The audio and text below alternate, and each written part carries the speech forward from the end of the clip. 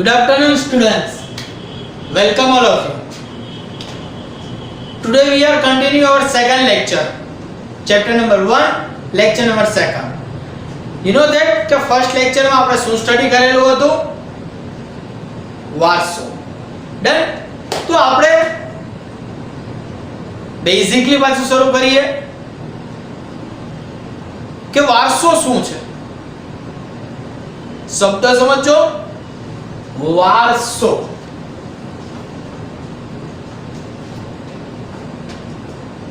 જો વારસાને બહુ બેઝિકલી લઈએ ને તો સિમ્પલ લેવલે એવું સમજાય કે જે વસ્તુ પેઢી દર પેઢી આપણને મળે છે એને વારસો કહેવાય. જે વસ્તુ પેઢી દર પેઢી આપણને મળે એને વારસો કહેવાય. હું તમને એક પ્રશ્ન પૂછું છું. વારસો શબ્દ તમે તમારા કુટુંબમાં સાંભળેલો છે? હા સાહેબ, ઘણીવાર સાંભળ્યો હોય. અમને વારસામાં આટલું મળ્યું છે, અમને વારસામાં આ વસ્તુ મળેલી છે, અમને વારસામાં આ વસ્તુ મળેલી છે. આ બધું શબ્દ તમે સાંભળ્યો હોય, પણ એક્ચ્યુઅલ વારસો હવે આપણે સમજવાનો છે. પણ અહીંયા આપણે કોઈના કુટુંબનો, તમારા કે મારા કુટુંબના વારસાનો નથી ભણવાનો. આપણે અહીંયા ભારત દેશનો વારસો ભણવાનો છે કે ભારત દેશને વારસામાં શું મળ્યું. કે અત્યારે જે સદી ચાલે છે, કેટલામી સદી ચાલે છે અત્યારે? 21મી સદી. તો 20મી સદીએ 21મી સદીને કંઈક આપ્યું, 19મી સદીએ 20મી સદીને કંઈક આપ્યું, 18મી સદીએ 19મી સદીને કંઈક આપ્યું. આ બધું શું કહેવાય? વારસો. શું કહેવાય છે છોકરાઓ? વારસો. કે એક પેઢી બીજી પેઢીને, બીજી પેઢી ત્રીજી પેઢીને જે કંઈ પણ આપે છે તો શું છે? વારસો છે. શું છે છોકરા? એ વસ્તુને વારસો કહેવાય છે. તો આપણે અહીંયા જોવાનું છે ટોપિક આપણો વૈવિધ્ય સભર વારસો. ભારત દેશનો વારસો છે એ કેવો છે? વૈવિધ્ય સભર. બુક તમારી સામે હશે જ, રાઈટ? આપણે અગાઉ પણ સૂચના આપેલી છે. તમે જો એમાં લખેલું છે કે ભારત દેશનો જે વારસો છે તે વૈવિધ્ય સભર છે. વૈવિધ્ય સભર એટલે શું? અલગ અલગ. અલગ અલગ શું કામ છે? તો એ આપણને ખબર પડી જ ગઈ છે હવે તો કે ભારત દેશમાં અઢળક પ્રજાતિઓ આવેલી અને બધી પ્રજાતિઓ અહીં આવી અને મિક્સ થઈ ગઈ, ભેગી થઈ ગઈ, ભારતમાં મિક્સ થઈ ગઈ. ડન? આ વસ્તુ આપણને ક્લિયર જ છે. તો વૈવિધ્ય સભર વારસો કહેવાય. શું કહેવાય? વૈવિધ્ય સભર વારસો. અને એ વૈવિધ્ય સભર ખાલી વારસો નથી, વારસો વૈવિધ્ય સભરની સાથે કેવો છે? સમૃદ્ધ છે. તો સમૃદ્ધ શબ્દ કોને કહેવાય? પૈસે ટકે હોય એને કહેવાય. તો ઘણી વખત સુખ સમૃદ્ધિ છે આપણી પાસે, ગાડી છે, બંગલો છે, સુખ સમૃદ્ધિ છે આપણી પાસે. આ વર્ડ્સ આપણે ઘણીવાર રિપીટ કરેલા હોય આપણા માઇન્ડમાં. શું છે? વૈવિધ્ય સભર વારસોની સાથે સમૃદ્ધ વારસો છે. સમૃદ્ધ વારસો છે, સમજી લેજો આપણો. અને આ સમૃદ્ધ વારસો છે એને 3 વર્ડમાં આપેલો છે: સત, ચિત અને આનંદ. યાદ આવે છે કે સત, ચિત અને આનંદ શબ્દ?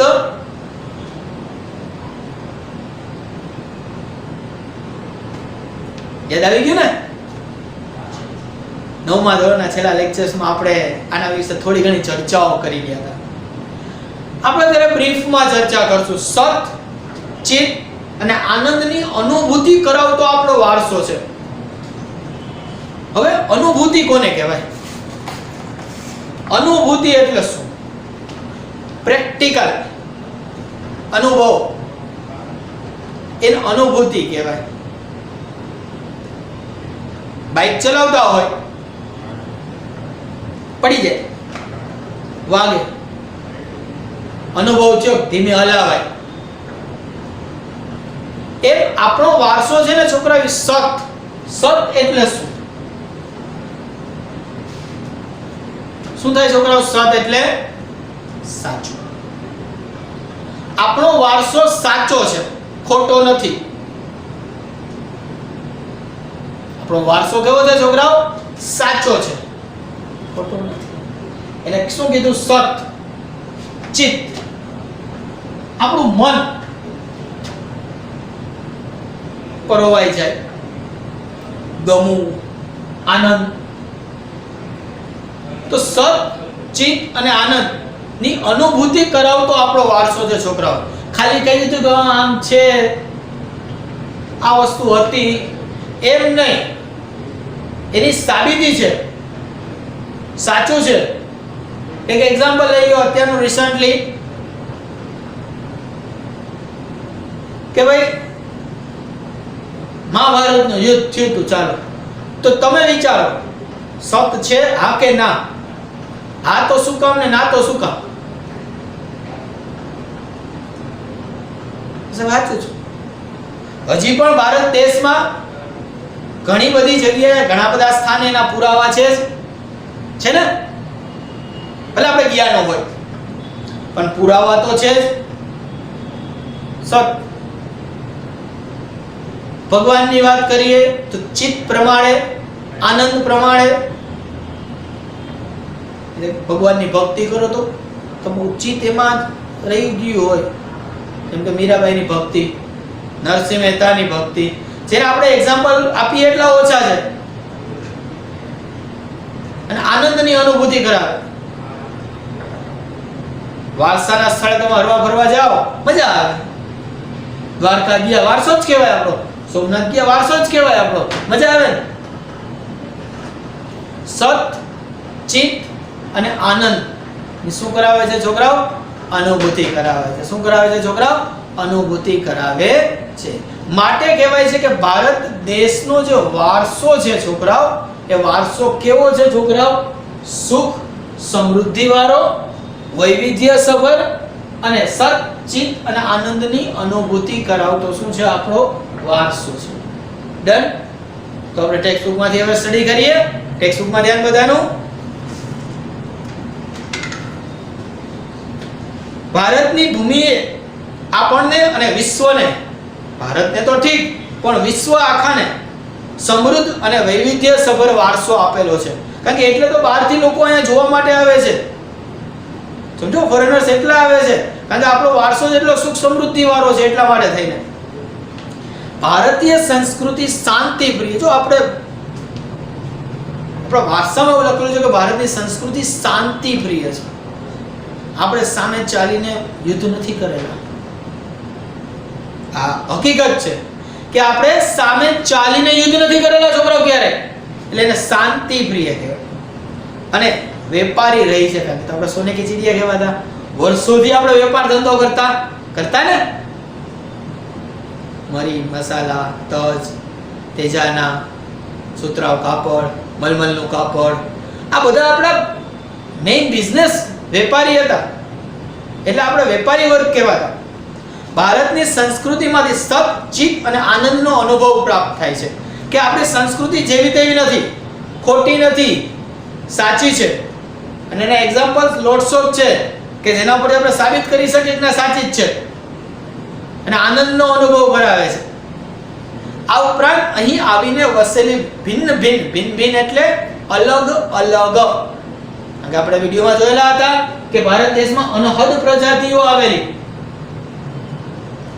ઘણા બધા પ્રકારની પ્રજાતિઓ આવેલી. એટલે એને ભિન્ન પ્રજાતિ કહેવામાં આવે. આ ભિન્ન પ્રજાતિ ભિન્ન સંસ્કૃતિ સાથે આદાન પ્રદાન થકી ભારતીય સંસ્કૃતિ કેવી બની? સમૃદ્ધ બની. કારણ કે દરેક પ્રજા એકબીજાને કંઈક ને કંઈક આપ્યું. આપણી પાસેથી પણ એને કંઈક લીધું. એને જ આપણને આપ્યું એવું નથી, આપણી પાસેથી પણ એને કંઈક લીધું. તો આદાન પ્રદાન થયું, આપલે થઈ. તો એ થકી ભારતીય સંસ્કૃતિ કેવી બની? સમૃદ્ધ બની ગઈ. શું બની છોકરાઓ? સમૃદ્ધ બની ગઈ. તેણે અપનાવેલ અહિંસા અને શાંતિના મૂલ્યોની આજે વિશ્વભર પ્રશંસા અને સ્વીકાર થયો છે. તો તમે સમજો કે આપણા જે સંસ્કારો હતા, આપણી જે સમૃદ્ધિ હતી, એની ભારતભરમાં તો પ્રશંસા હતી, પણ બીજા દેશમાં પણ છોકરાઓ એટલી જ પ્રશંસાથી લોકોએ એને એક્સેપ્ટ કરેલી, સ્વીકારેલી છે. આમ શાંતિના મૂલ્યોની આજે પણ વિશ્વભરમાં પ્રશંસા અને સ્વીકાર થયો છે. સિંધુ ખીણની સંસ્કૃતિના લોકોથી જો શરૂ કરીએ, સિંધુ ખીણની સંસ્કૃતિ કે જે પ્રાચીન સંસ્કૃતિ કહેવાય ભારત દેશની, આ સિંધુ ખીણની સંસ્કૃતિથી જો શરૂ કરીએ તો આજ દિન સુધીના લોકોએ ભારતને પોતાની આવડત, તો દરેક વ્યક્તિમાં કંઈક આવડત હોય. તમારામાં કંઈક હશે આવડત, મારામાં કંઈક આવડત હશે, દરેક વ્યક્તિમાં કંઈક આવડત હોય.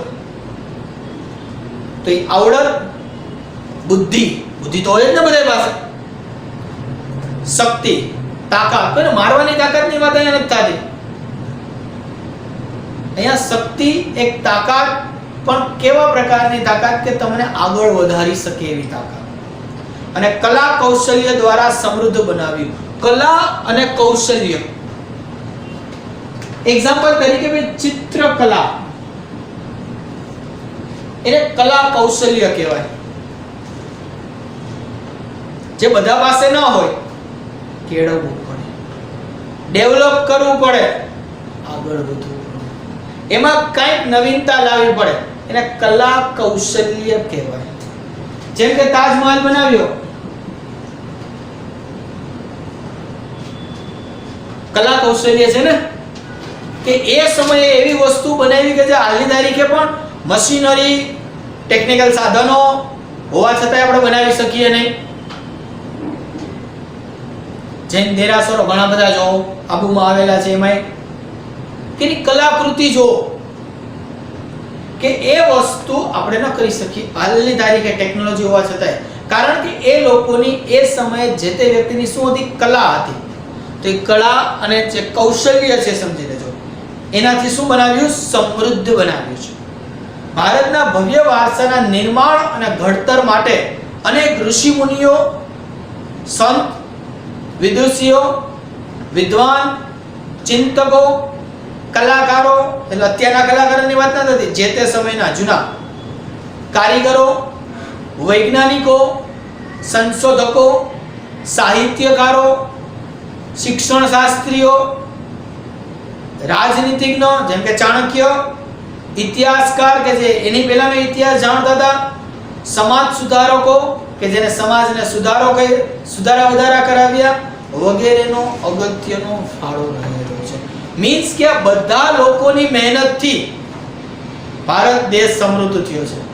કોઈ એકાદ બે વ્યક્તિની સમૃદ્ધિથી ભારત દેશ સમૃદ્ધ નથી થયો છોકરા.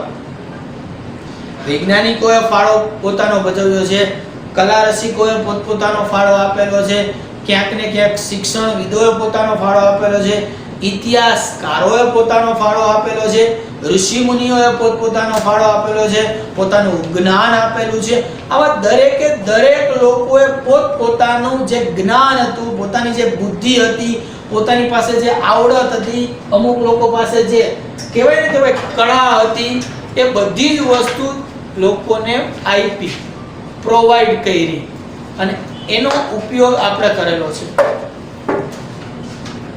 એનાથી છોકરાઓ આખો ભારત દેશ સમૃદ્ધ થયો. એમને ભારત દેશ સમૃદ્ધ નથી થયો, એમને ભારત દેશ સમૃદ્ધ થયો નથી.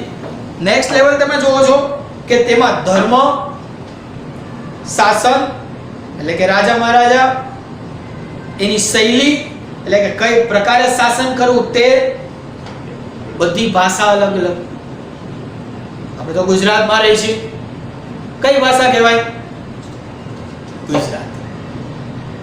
તો ભાષા, કલા, 64 કલા છે છોકરાઓ, 64 કલા, ચિત્ર, બોલી, પહેરવેશ અને રીત રિવાજો વગેરે પણ ભારતને મળ્યા. આ બધી વસ્તુ ભારતને મળી, અને આ રીતે ભારતમાં કેવી સંસ્કૃતિ, ભાતીગળ સંસ્કૃતિનું નિર્માણ થયું.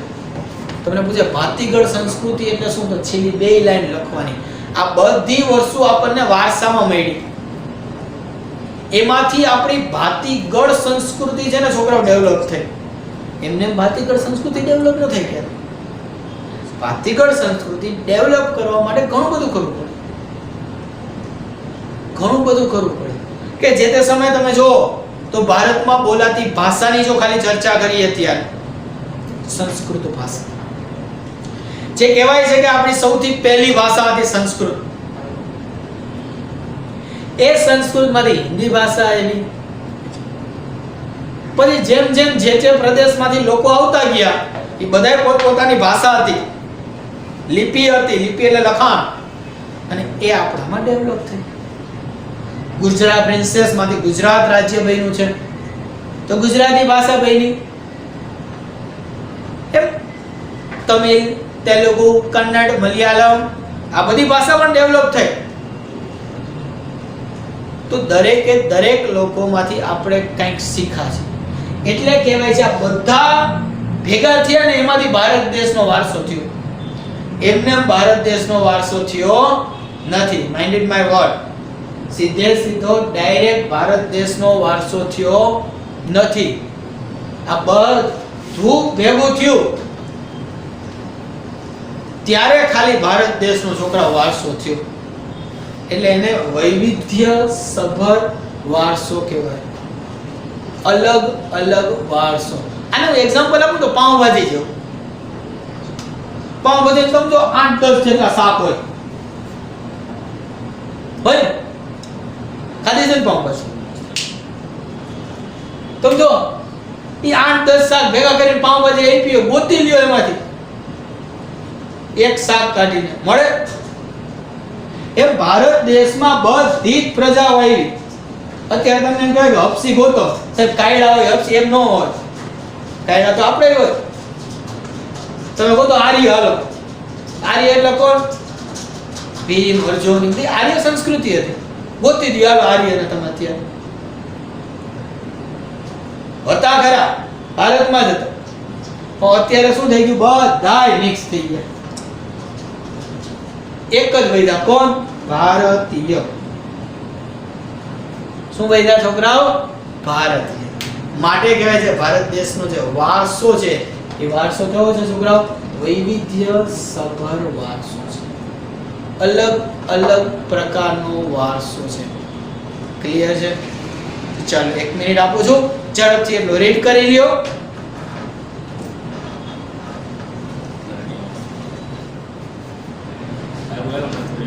ઓકે, તો હવે આપણો નેક્સ્ટ ટોપિક શું આવે છે ખબર છે? સંસ્કૃતિ. સંસ્કૃતિનો અર્થ 1 માર્ક્સમાં પૂછાય.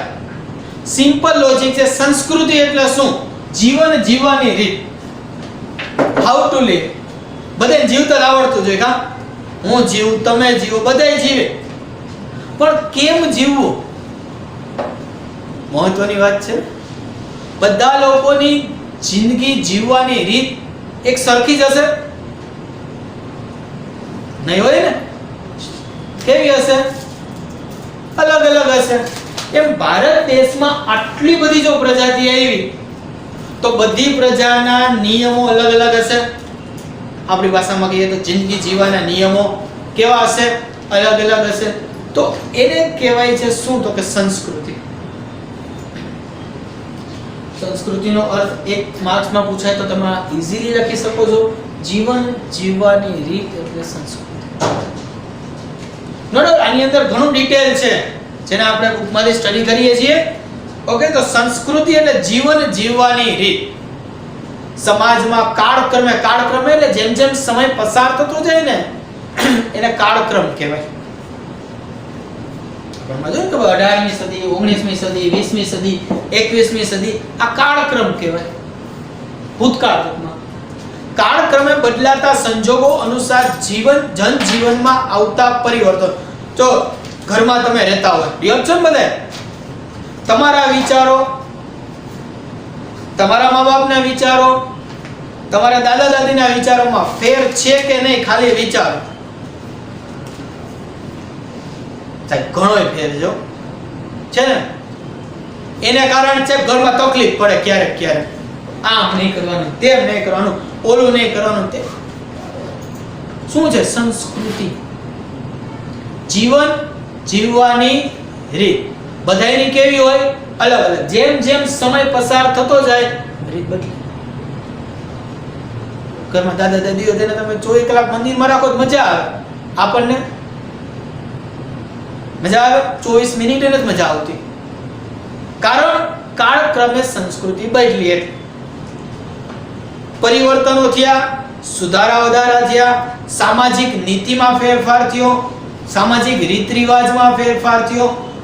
આ બધી વસ્તુ ભિન્ન ભિન્ન સમાજોની સંસ્કૃતિ બને. બધાય સમાજમાં નિયમ અલગ અલગ હોય. તમારા સમાજમાં રૂલ્સ અલગ હોય, મારા સમાજમાં નિયમ અલગ હોય, તમારા ફ્રેન્ડ કોઈ હોય એના સમાજમાં નિયમ અલગ હોય. બધા સમાજના નિયમો કેવા હોય છે? અલગ અલગ હોય છે. સંસ્કૃતિ એટલે માનવ મનનું ખેડાણ. કારણ કે આ બધા વિચારો ક્યાંથી આવે? કયો મગજમાંથી આવે. એટલે એને બીજો શબ્દ કીધો, માનવ મનનું ખેડાણ. આજે તમે 1 માર્ક્સમાં કીધું તો તમે એમ પણ લખી શકો સંસ્કૃતિ એટલે શું? તો કે માનવ મનનું ખેડાણ. જેવા વિચાર મગજમાં આવે એવી સંસ્કૃતિ. અત્યારે એવું જ ચાલે. ઘણી બધી જગ્યાએ તમે જો આસ્થાના નામે સાધુ મહાત્મા બેસી ગયા મજા આવે. હવે ઘણા તો એવા દાવા કરે કે ભગવાને આમ કીધું હતું, કદાચ ફોન કર્યો હશે, WhatsApp કર્યો હોય ભગવાને, એને ખબર નહીં, પણ આપણે માની છીએ. માની છીએ કે નહીં? દરેક સમાજના નિયમો કેવા છે? અલગ અલગ છે. આ માનવ મનનું ખેડાણ પણ કહી શકાય છે. તેમજ તેમાં માનવ સમાજની ટેવ અલગ અલગ હોય, એના મૂલ્યો અલગ અલગ હોય, આચાર વિચાર, બોલવાની ભાષા, રીત ભાત, રહેણી કરણી કેવી અલગ અલગ. તમારા ઘરની જેવી રહેણી કરણી હોય એવી ફ્રેન્ડની ન હોય, બીજાના ઘરની ન હોય, અલગ અલગ હોય. કારણ કે આચાર વિચાર ને રહેણી કરણીમાં શું હોય છે?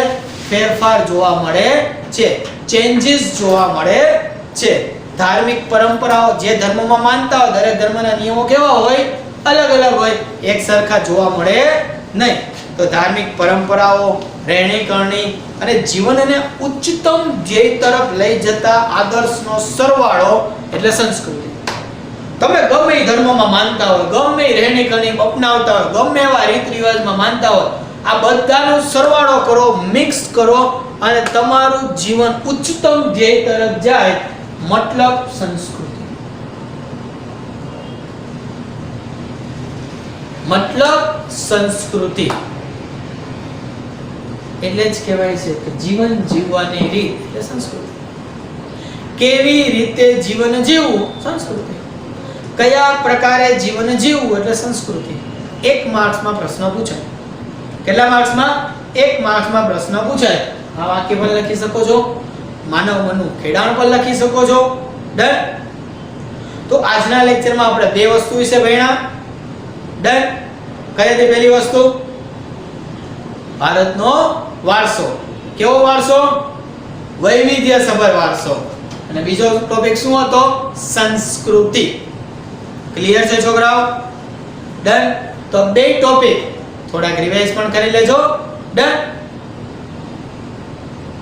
ભારતના વારસામાં સંસ્કૃતિ આપણે ભણ્યા. હવે આપણે ધીમે ધીમે આ સંસ્કૃતિની ડિટેલ તરફ આગળ વધીશું. ક્લિયર છે? તો આજના લેક્ચરમાં આપણે અહીંયા સુધી રાખીએ છીએ. Thank you.